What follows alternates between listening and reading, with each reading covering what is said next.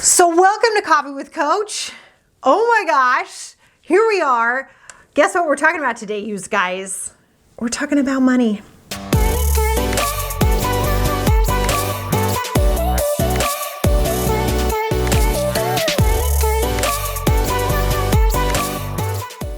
I know. Everybody freaks out about money, right? Have you guys noticed that? Like it's a thing all through life. Money. I don't talk about money. I never talk about money. What's money? Bah, right? And people freak out. Have you noticed? Yeah, so let's do this money talk, shall we? You know, I'm going to make you grab a pen and paper. Just want you to do a little bit of free flow journaling with me real quick today, okay? All I want you to do is finish this phrase. Money is. And just finish it. Just finish it. Don't think. Don't get all woo-woo and be like, I will transform it all and I will be wonderful and it will be perfect. No, we're not doing that. Let's get to it, okay? Let's get to the guts for you. Like what's really in this for you? Because you might have had this experience in your life where you're like, I really want to make a lot of money, right? And for most of you, if you're following me, we talk about this all the time. You don't necessarily want to make a lot of money so that you can buy the most expensive shoes or have the fanciest car or get the bigger house. Those things are all wonderful and we love them and God bless the people who have them. That's fantastic. But I have a feeling it's a little bit more than that for you, right? You have these goals, these ideas of how the world should work, right? And today we're going to talk about why I think women are so fantastic with money when we allow ourselves to be, right?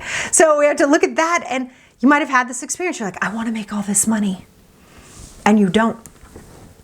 Again and again and again, and you don't. And you plan something and you launch something and nothing happens and you don't make money. You're like, but I want to make money. And then you keep not making money. Even though God knows in this day and age too, right? There's like 9 million thousand courses on how to make money, right? There's like a bazillion of them. You know what to do. And for some reason, it's just not working. When that's happening, what we know is something else is at play, because there's your honest to goodness goals, and then it just doesn't happen. And if you just said to yourself, yeah, that's what other people can do, or I'm just not lucky.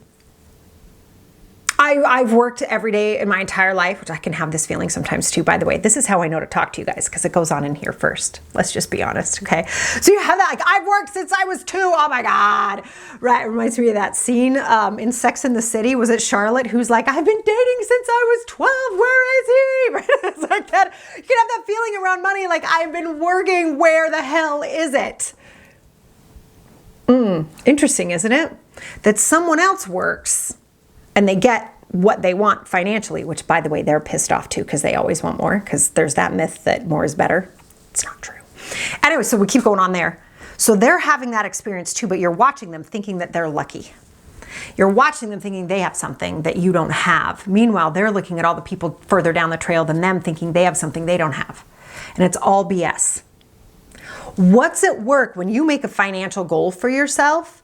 You know, if you have a new project coming, or you're working on speaking engagements, or you have an online course that you're launching, or you're just looking for more clients, you're trying to grow your lead list, right? Whatever it is that you are working on, if you're not getting where you want to be and you're working hard, there's something going on in between your ears. And that's not magical thinking. That's just the way it is. It's just a fact. One of my podcast episodes from last summer was about how your beliefs actually create your results, not your thoughts. And that the beliefs are one step further down. And we talked about that a little bit about 2-3 weeks ago on Coffee with Coach as well. And you guys saw, if you saw the email I posted today, and I think I put it in the comment or the description of today's video as well. If you're having the thought, I don't need this Coffee with Coach, or I don't have to watch this video, that's you putting you in a box, which is what we talked about last week. That's your box. And you're putting yourself in that box over and over and over because you think that's what's real. And it's not what's real. Those are just your beliefs. That's what's at work for you if you're not making the money that you know you can make. And so go ahead and write it out. And if you want to share with us, please feel free to do that. But literally just write out, just grab a pen. I don't care if you're in the kitchen and you grab a Post-it or a notepad, or you're writing this on the back of a napkin. I don't care. It doesn't matter. Just don't write it on your hand, because that would be weird. But write it somewhere. All you have to say is money is, and just write it. What comes up for you? What is that for you? You need to know what that is. Don't think about it. Don't get woo-woo. Don't try to be transformed around it. Just write the sentence money is. Money is a challenge.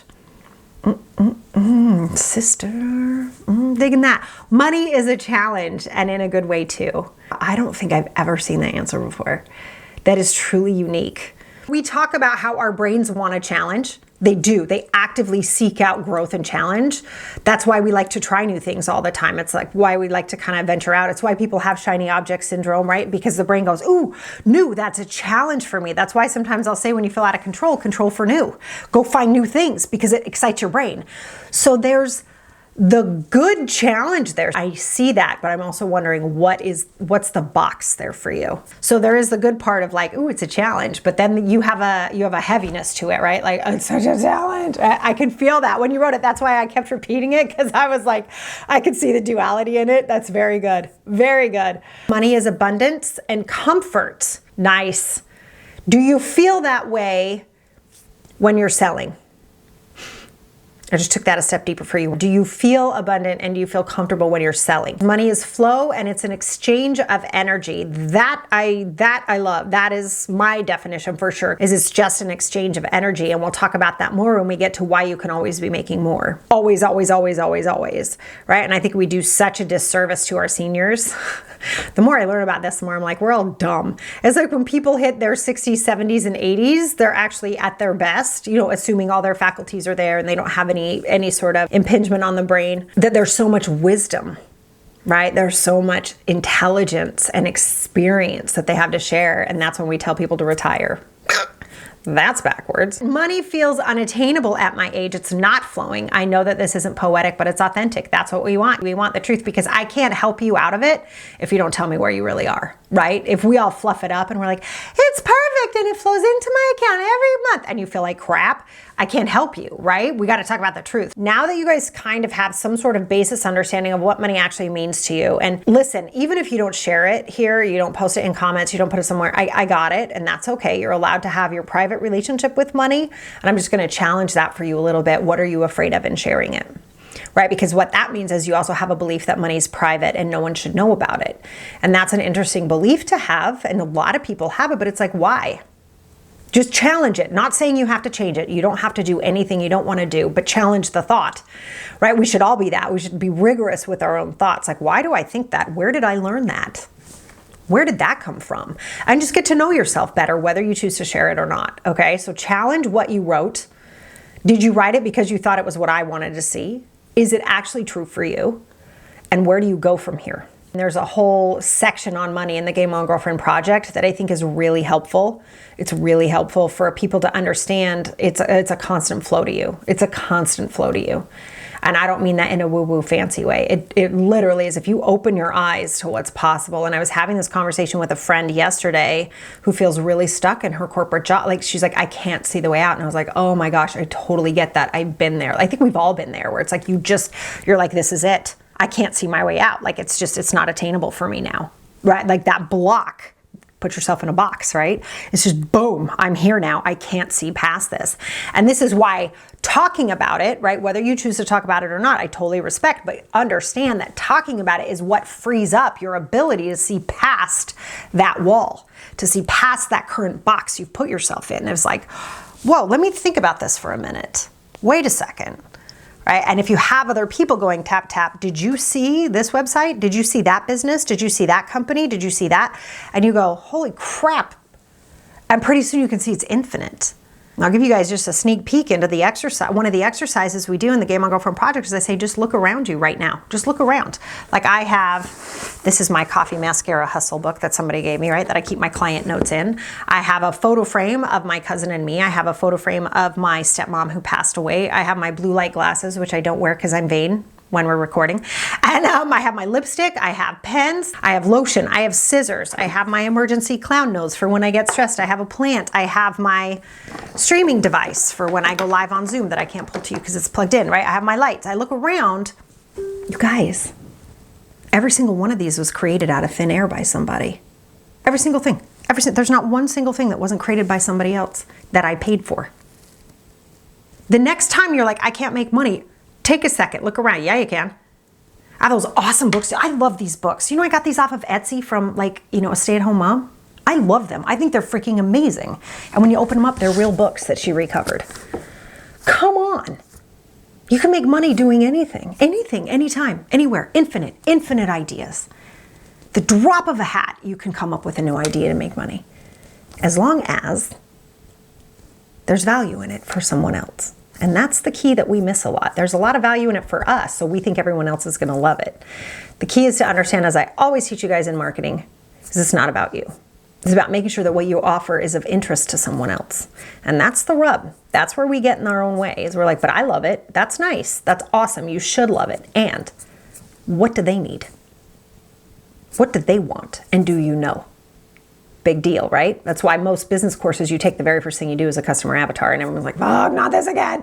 It's because you don't want to know what they want. You just want to do what you want to do. And that's never going to work. All right, so really quickly, before we get into how you can constantly be making more money, I do want to talk about debt. I think this is an important thing to talk about, okay? Because it's wildly misrepresented to us, which is, in my mind, a crime, right? And keep in mind, my husband owns a mortgage company, so like, that's what we do, is help people get in houses, right? How do they do that? They go into debt, right? Like, oh my God, debt's kind of my thing. Like, I got it. But you got to know what you're doing, and you've got to be educated about it. And that, as women, is one of the ways we do excel. If we allow ourselves not to be afraid of it, but instead to investigate it, it's extraordinary. What you need to understand, I'm not encouraging everybody to go to get into debt. Please listen to what I'm saying. Blah, please don't hear that. If you're about to make a huge move, and you're saying to yourself, I need to go into debt to cause this to happen, what you have to check in with always is what? Your self-trust. You got to look at that decision in that moment and say, am I putting myself in a box, creating more trouble for myself in the future? Like, is this actually going to land me in a place that I don't want to be? Or is this debt an investment into who I'm going to become? And is this investment in me going to create more money down the line? And you are the only person that can answer that. Don't turn to other people. I'm not kidding you. Please don't turn to other people. You can turn to a trusted friend and write the pros and cons. You can do that. But don't start asking 59,000 people, because what you're going to get is their filter about money. And you need to clean up your own filter about money. There's time taking on debt is one of the stupidest things you can do. There's no question about that, and please don't do it. But here's the thing, you know that. You know when that is. You know when you're like, I really shouldn't do this, and then you sign it. You know when those moments are, versus, oh my gosh, I'm doing this and I'm gonna kill it, right? And that's the best way to go. Absolutely the best way to go, because right now, given the way our structure is, if you're educated, you can find money's really cheap right now. For the most part, it's really, really cheap, unless you have a really bad credit card. Like, you know, it should be not very much percentage at this point, right? Because we're trying to stimulate the economy given COVID. So you need to know that, you need to understand that, and you need to never, never, never put yourself in a bad situation. And you know when that is. That's the thing, no one can tell you that but you. I'll never forget, you guys, I'll share one story. I don't do debt. I really don't do debt. I did that in college. Like we all have our debt stories, right? Like, not a good idea. There was one course I knew I wanted to take more than anything. And my business had just started to blossom. Like I was at this point where I was like, oh my God. This was about 8 years ago. And I was like, oh my gosh, I'm making grown-up money again. I'm not in corporate, holy cannoli. And there was a course I wanted to take, and I'm gonna tell you, it was a $15,000 course. And I thought about it, and I thought about it. I hung up on them. They were like, you gotta pay us. I'm like, no, I don't. And I like hung up. I'm like, meh. Took me 4 months to actually check in with myself. I journaled about it. I went back and forth. I wrote, and then there was a moment where I just knew. I was like, I'm gonna pay this back in a month. I just knew. I found the path. I could see it, and I did. I put it on a credit card, and I paid it off in that same month. So I didn't even pay interest on it. And I'm not saying that like, no, I had to wait. If I'd done it 4 months earlier, that wouldn't have been the story. I would have been paying it off for years, and it just wouldn't have worked because I wasn't there. You've got to check in and understand where you are, and you've got to check in and look like, is this an investment, whether it's in your business, in your home, in your own education, whatever it is it appropriate for you? Is it going to help you generate more money? That's something you can always be asking. Or can you pay it off in such a way that it really helps you and supports you, right? Like, God forbid you get in a car accident, you need a car and you have to put that payment on a credit card. Work it out with the people that repair your car and say, hey, can I do it this way with you? Or hey, can I do it that way with you? And see what you can do to not have to pay interest on it. And that's what I mean by just use your head. You're so smart, you guys. And as women, we're taught like we don't know this. Ponky. Yeah, we do. You guys, it's numbers. It's math. It's not rocket science. They make you think it is. It's not. That's the scam part. That's the part that really makes me angry. That's the criminal piece of it. Okay? So I want you to understand around debt. One, I don't want you to be afraid of it. I don't want you to abuse it. And the only person who knows the difference is you. You know. You know when it is not okay for you to put something on a card and when it is. And you are the only person who knows that. What we're going to talk about next is understanding that as your experience grows, your value grows. It just does. This is what I'm saying about our seniors. Like, this is where I want to like smack people upside the head. Stop telling them to retire. This is when we need them the most. This is when the brilliance, I mean, you guys think of yourselves 10 years ago. Like, how dumb were you compared to how smart you are now? Like, come on, let's be honest, right? Like, oh my God, how stupid were you 10 years ago compared to where you are?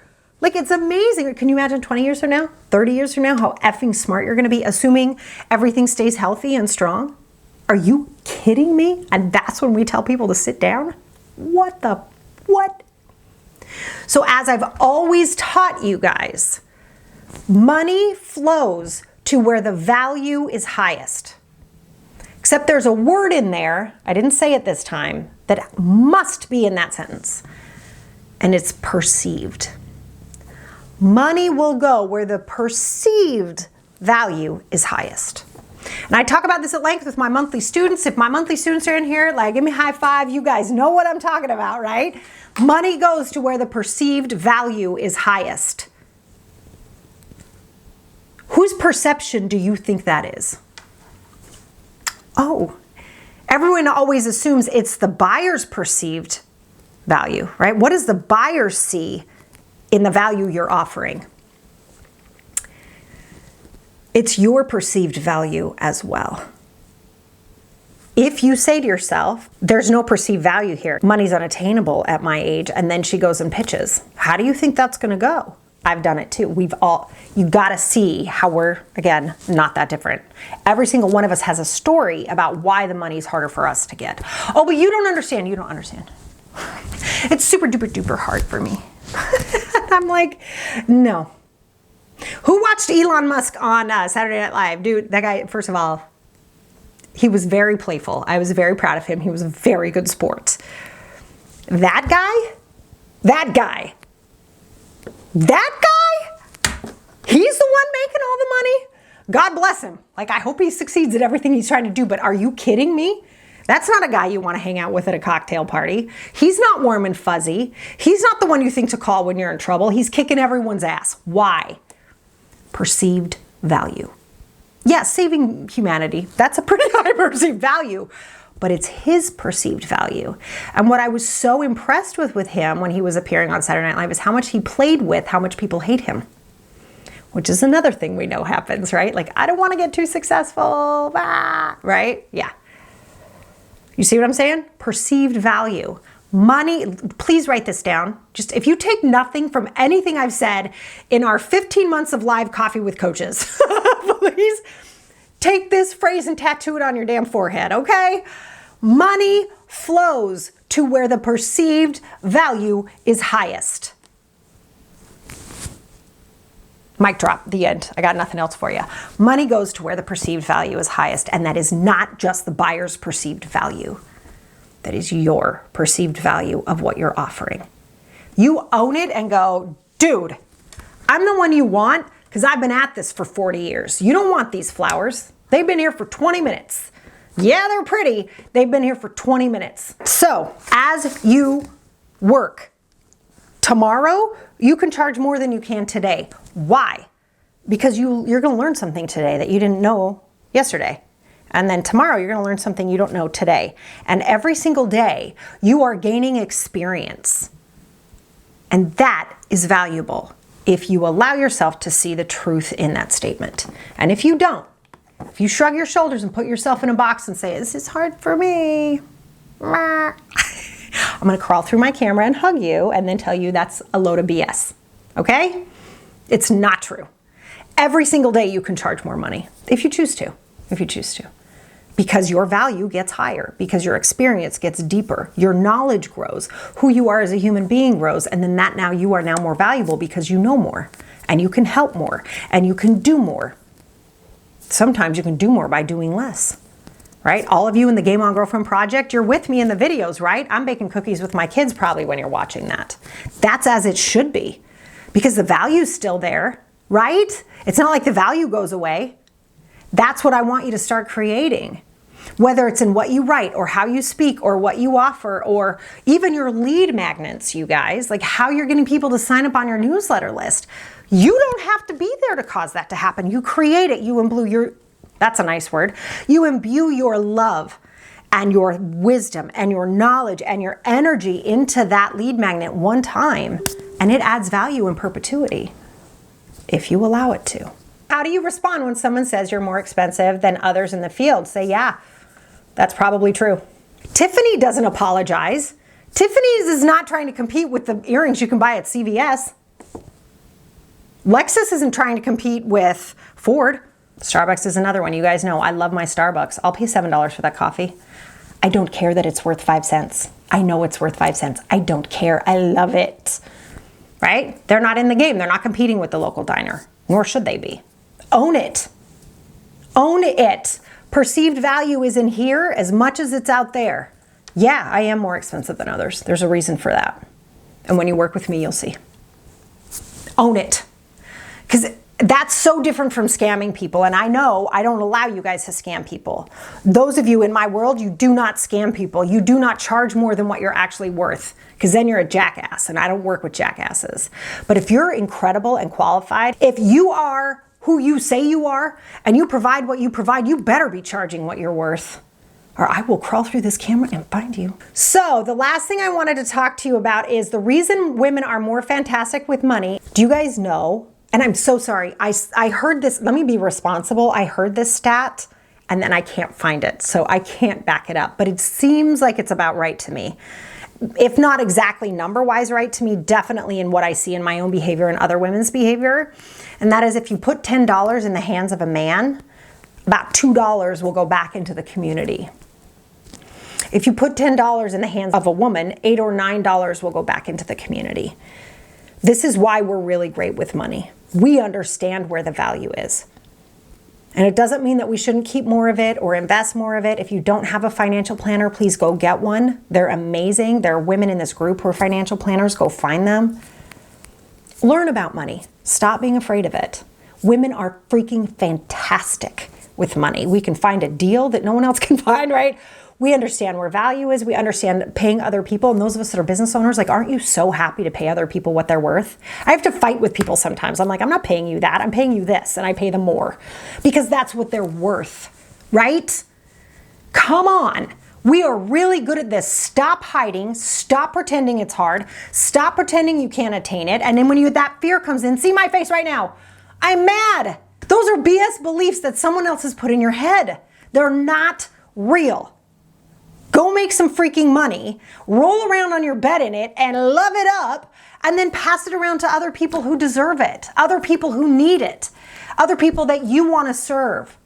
This BS idea that money's hard, I won't stand for it. I just won't, because it's not.